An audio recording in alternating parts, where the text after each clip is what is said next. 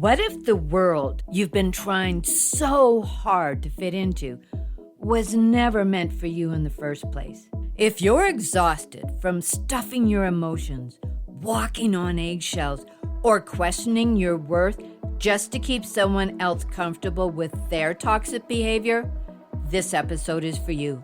Because fitting in isn't just draining.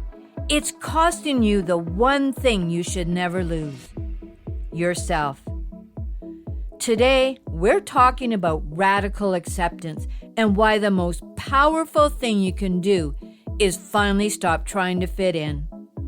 Welcome to Lessons for Life with Grandma Kate. If you want to stop yelling, end the daily power struggles, or manage your frustration better but don't know how, you're in the right place. I get it. I was there too. As a grandma, I finally started learning the emotional life skills I wish I'd learned at a younger age. Each week, I share simple, practical life lessons to help you develop your own social emotional skills so you can be the calm, confident inspiration to others. The life lessons from today's episode can also be found in the link to the blog post in the show notes, so you can go deeper or share them with someone who needs them. And if you're looking for inspiration to start implementing these life lessons, consider signing up for my weekly newsletter where I focus on one lesson each week. The link is also in the show notes. New episodes drop every Thursday, so hit that subscribe button. And hey, if something here speaks to you, leave a quick review to help others find these life lessons too. Like a lighthouse, steady and strong, let's all shine a little brighter today. Radical self-acceptance sounds easy, but it's one of the hardest things any of us will ever do. Radical self-acceptance simply means accepting the truth about your reality, your feelings, your needs, and your personality without judgment, without shame, and without trying to twist yourself into someone you're not. It's saying, this is who I am, and this is my experience, even if you don't love every part of yourself. And just to be clear, radical self-acceptance isn't about accepting what other people think of you, especially when their truths come from their own insecurities. Radical self-acceptance is about accepting who you know yourself to be. Most of us struggle with self-acceptance because we were taught to conform to what other people wanted from us, such as we change who we are depending on who we're with.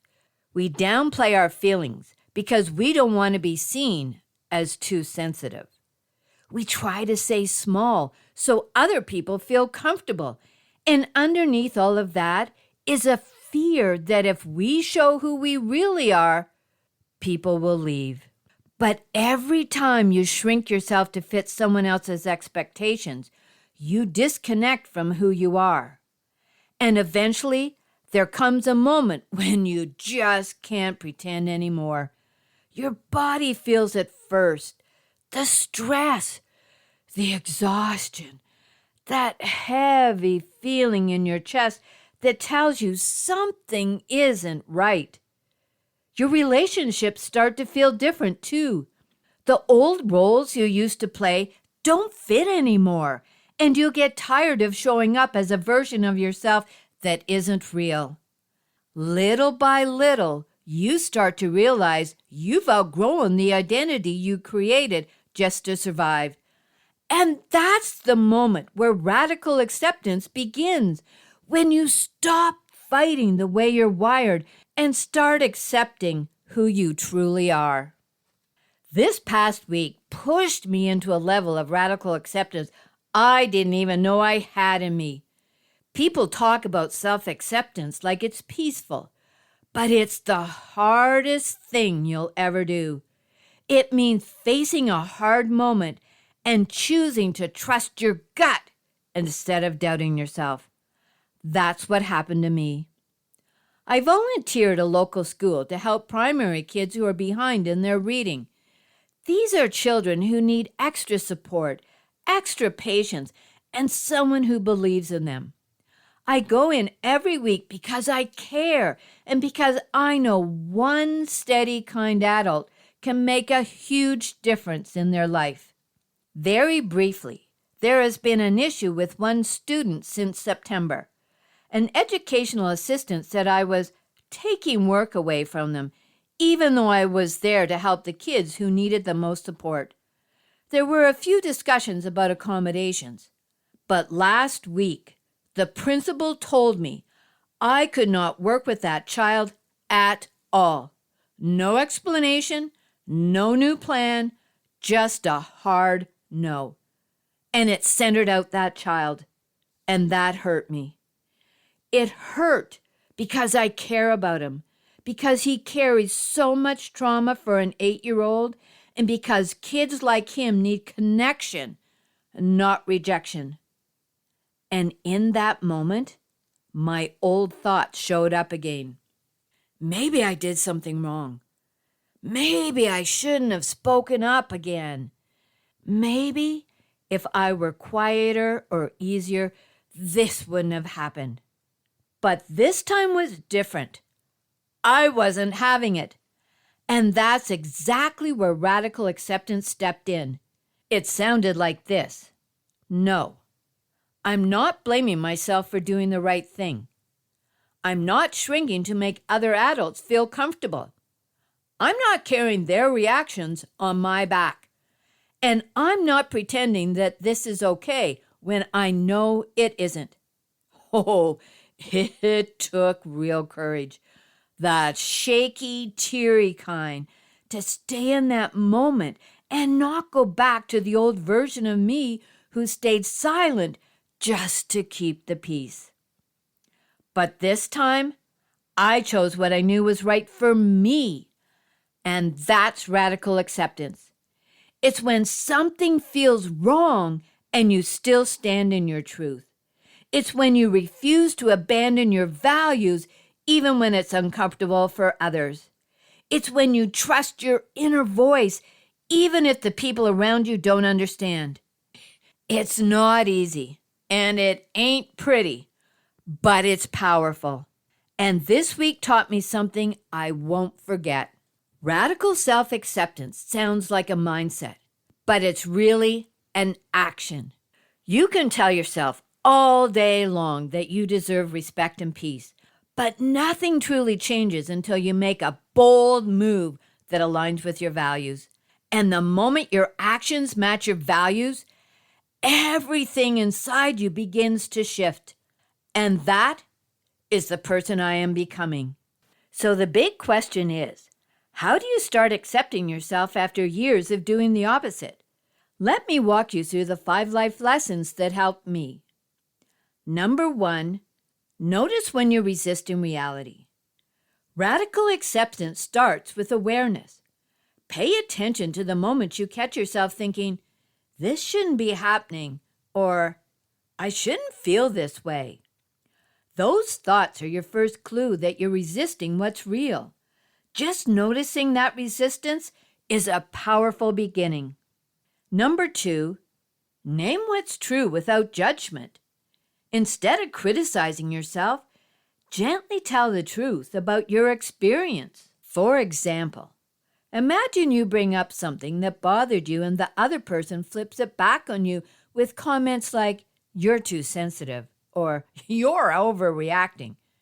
Your first instinct might be to doubt yourself, and that's the moment judgment sneaks in.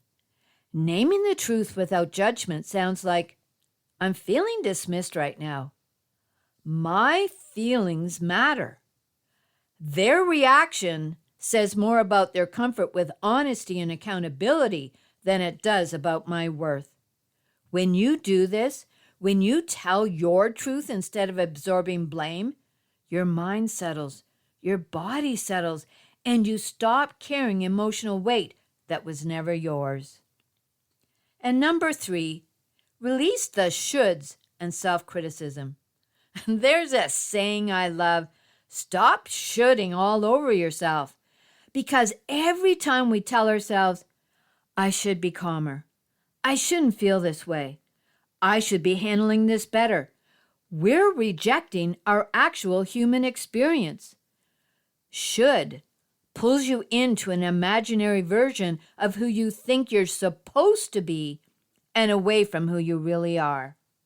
Letting go of the shoulds doesn't mean you approve of everything that's happening. It just means you're done arguing with reality. It's about seeing reality clearly so you can choose your next step in a way that honors your values. And number 4, I'm sure you've heard this often. Speak to yourself the way you'd speak to your best friend. Self-acceptance requires self-kindness. Ask yourself, what would I say to someone I love if they were feeling this? Then offer yourself that same compassion. The tone you use with yourself matters. Kindness softens resistance. And number 5, practice acceptance through small daily habits. Radical self-acceptance grows through tiny, everyday moments. Start small, noticing a mistake, a negative thought, or an emotional wave and saying, I accept this moment as it is. Use grounding tools like relaxed breathing, unclenching your jaw, or journaling what you feel. And something I've been hearing more about lately is the RAIN method, a simple structure for everything we've been talking about. R, recognize what's happening. A, allow the feeling or experience to be there. I, investigate with curiosity and kindness. And N, nurture yourself with compassion. You don't have to do it perfectly. Just practicing these small steps teaches your mind and body how acceptance feels, one moment at a time. Kids don't learn radical self-acceptance from what we tell them. They learn it from watching how we live. When you honor your feelings, your opinions, and your values, even when they're different from everyone else's, you show your kids what it looks like to stand in your truth. When you say, this is how I feel, and my feelings matter, your kids learn that their feelings matter too. When you share an opinion that isn't popular and you do it respectfully and confidently, they learn that disagreeing doesn't mean disconnection. When you stop apologizing for who you are, they learn that they don't have to apologize for who they are. Radical self-acceptance teaches kids that it's okay to have a different perspective. It's okay to speak up when something doesn't feel right. It's okay to ask questions. And it's okay to stand firm in your values, even if everyone else is going the other way.